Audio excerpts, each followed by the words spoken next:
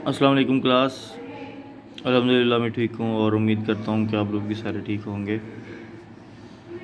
आज हम इस चैप्टर का अहम तरीन टॉपिक पढ़ने जा रहे हैं और वो है आयोनिक बॉन्ड। जैसा कि नाम से ज़ाहिर है कि आयोनिक का जो वर्ड है वो आयंस से निकला है और आयंस के बारे में आप लोग सारे क्लियर हैं कि कोई भी ऐसी स्पीशीज़ जिस पर कोई पॉजिटिव या नेगेटिव चार्ज आ जाए उसको हम आयन बोलते हैं।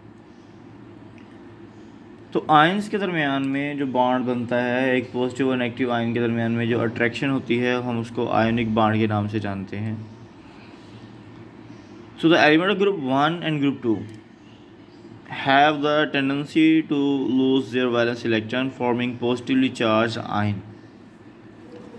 कि ग्रुप 1 के वैलेंस शेल में एक इलेक्ट्रॉन है, ग्रुप 2 के वैलेंस शेल में भी एक इलेक्ट्रॉन है, तो उनमें टेंडेंसी है, सलाहियत है कि वो उसको लूज़ कर दें। जबकि नॉन मेटल्स जैसे कि 15 से लेकर 17 तक 15 है, तो उसके आखिरी शेल के अंदर 5 इलेक्ट्रॉन है, 8 पूरे करने हैं, 3 चाहिए। 17 है तो आखिरी शेल में 7 इलेक्ट्रॉन है, 1 और चाहिए। तो इनमें सलाहियत है कि गेन कर लें इलेक्ट्रॉन को।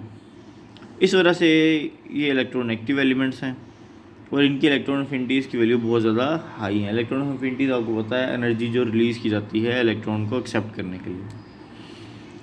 तो जब इन दो डिफरेंट कैटेगरीज के एलिमेंट्स को आपस में मिला दिया जाता है, एक इलेक्ट्रोपॉजिटिव हो, उसके पास एक्सेस ऑफ इलेक्ट्रॉन हो कि वो इलेक्ट्रॉन को लूज़ करना चाहता हो, और दूसरा वो जो कि इलेक्ट्रॉन नेगेटिव हो और उसके पास कमी हो इलेक्ट्रॉन की, तो वहाँ पे क्या होता है, एक्सचेंज ऑफ इलेक्ट्रॉन।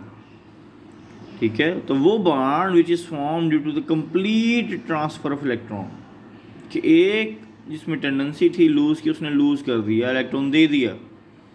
दूसरा जिसमें एक्सेप्ट करने की एबिलिटी थी, टेंडेंसी थी, उसने उसको एक्सेप्ट कर लिया, गेन कर लिया। तो एक पे अल्टीमेटली आ गया पॉजिटिव चार्ज, दूसरे पे आ गया अल्टीमेटली नेगेटिव चार्ज, और जो बॉन्ड बना उसका नाम रख दिया आयोनिक बॉन्ड। बेस्ट एग्जांपल हमारे पास सोडियम है। इलेक्ट्रॉनिक कन्फिग्रेशन आपको आती है 11, फर्स्ट में 2, नेक्स्ट में 2 और 6 8 इलेक्ट्रॉन्स, और लास्ट जो शेल है उसमें सिर्फ 1। क्लोरीन फर्स्ट में 2 के अंदर 8 और थर्ड के अंदर कितने हैं, 5 और 2 7। तो ये जो फ्रेम है ये इंडिकेट कर रहे हैं कि सोडियम जो है उसके आखिरी शेल के अंदर एक ही इलेक्ट्रॉन है और क्लोरीन के पास 7 है। और सोडियम क्योंकि एक इलेक्ट्रोपॉजिटिव एलिमेंट है, have tendency to lose electron, वो इलेक्ट्रॉन लूज कर देगा। क्लोरीन क्योंकि एक इलेक्ट्रोनेगेटिव एलिमेंट है, उसमें टेंडेंसी है कि वो गेन करे।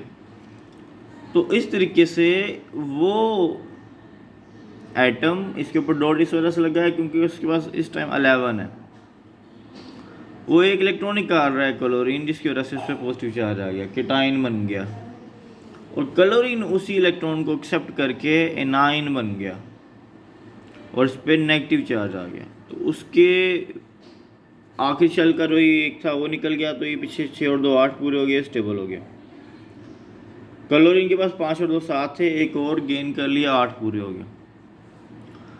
सो by losing electron from the outermost shell, sodium जो है वो Na पॉजिटिव बन चुका है और 8 इलेक्ट्रॉन रह गए उसके वैलेंस शेल में। और इसी तरीके से बाय गेनिंग इलेक्ट्रॉन, क्लोरीन जो है उसके आखिरी शेल में भी 8 इलेक्ट्रॉन हो चुके हैं। So both are atoms are now change into oppositely charge ion, एक पे पॉजिटिव दूसरे पे नेगेटिव, और इनके दरमियान में जो अट्रैक्शन मौजूद होती है इसको हम क्या बोलते हैं, आयोनिक बॉन्ड बोलते हैं। So it is to be noted that the only valence shell electron take part. ये आप लोगों को बहुत पहले पता होना चाहिए था कि चाहे आयोनिक बॉन्ड है, कोवलेंट बॉन्ड है, सिर्फ और सिर्फ जो वैलेंस शेल इलेक्ट्रॉन है वही बॉन्डिंग में पार्टिसिपेट करते हैं, इसके अलावा कोई और एलिमेंट जो है बॉन्डिंग में पार्टिसिपेट नहीं करता। दूसरे तीसरे चौथे पाँचवें किसी भी शेल के इलेक्ट्रॉन्स डायरेक्ट बॉन्डिंग में पार्टिसिपेट नहीं कर सकते, सिर्फ और सिर्फ वैलेंस शेल के जो इलेक्ट्रॉन्स हैं वही बॉन्डिंग में पार्टिसिपेट करेंगे। उसके बाद ये कुछ क्वेश्चन हैं हमारे पास, इनको ज़रा हम देख लेते हैं। Why does sodium form chemical bond with chlorine, अभी बताया। because it has tendency to lose electron and chlorine has tendency to gain electron, and when they are allowed to react, ये first line है, they form a ionic bond. Why does sodium lose electron? Why जी reason है, train indicate वाला सा सारा का सारा किसके पास एक इलेक्ट्रॉन था उसको उसने लूज कर दिया, 8 पूरे हो गए, इस वजह से किया.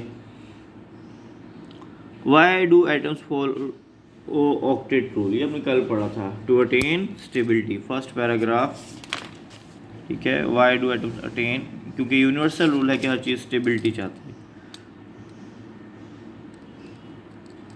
Which electrons are involved in chemical bonding? Only valence shell electron. Why does group 1 elements prefer to combine with group 17 element? इसका आंसर भी ये फर्स्ट पैराग्राफ में आपको मिलेगा.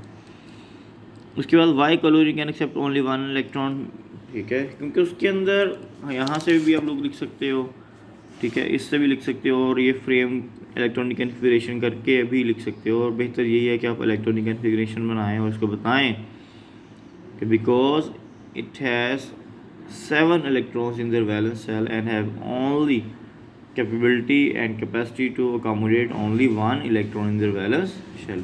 8 पूरे हो जाएंगे फिर उसको, इस वजह से उसके पास 7 हैं, एक ही जो है उसको चाहिए. तो आज के लिए इतना काफ़ी है क्लास. अपना ख्याल रखिएगा, दुआ में याद रखिएगा. अल्लाह हाफिज़.